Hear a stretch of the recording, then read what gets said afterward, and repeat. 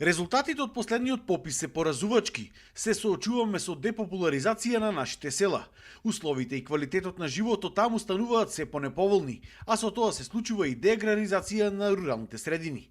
Според Лак Агролидер, еден од главните фактори кои што придонесува за ваквата состојба е немањето на соодветна програма за подобрување на статусот и правата на руралните жени. Од аспект на пристап до социјални услуги, пристап до здравствена заштита, патна инфраструктура, сето ова се повеќе и повеќе го продлабочува јазот помеѓу урбаните и руралните заедници, а дополнително доколку ставиме дека од ден на ден нееднаквоста помеѓу мажите и жените и пристапот до права, до ресурси и придобивките од локалните програми е се подлабок, тогаш можеме да кажеме дека ситуацијата ни е алармантна во моментов и навистина треба да креираме кохерентни програми и политики кои што навистина ќе одговорат на реалните потреби на жените во руралните средини. Гостинка на трибината на која што се разговараше за оваа тема во Прилеп беше Јатиџе Муратовска, која рече дека државата треба да преземе чекори за поголема помош на овие жени. Жените највише тешкоти има, да ти кажам. Со земјоделие, со домашни работи по селата.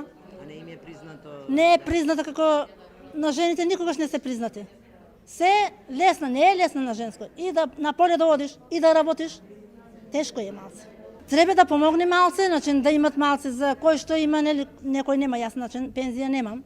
Со социјална, па не можеме да стасаме да платиме, нели? Еден од најголемите проблеми со кои што се соочуваат руралните жени кај нас е тоа што иако се регистрирани како индивидуални земјоделки, немаат право на платено породилно отсуство. Со ова тие се дискриминирани во однос на сите останати жени во Македонија, што е спротивно на уставот. Пораката што испраќа државата со ваква политика е дека земјоделките кога се бремени, кога се мајки, не се подеднакво важни како и сите останати работнички.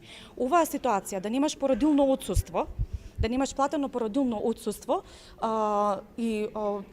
за овие жени на терен значи дека тие мора да работат. Тие мора да работат и покрај тоа што се породиле вчера и покрај тоа што имаат патолошка бременост, а ова резултира со нарушено здравје на жените и мајките.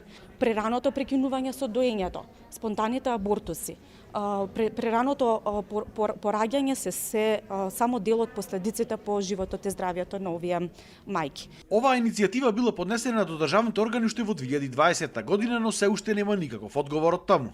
Според пресметките станувало збор за 1074 жени на ниво на држава, а тоа би ја чинело Македонија на годишно ниво од максимум 58 до минимум 10 милиони денари во зависност од тоа колку од овие жени во текот на годината би останале бремени.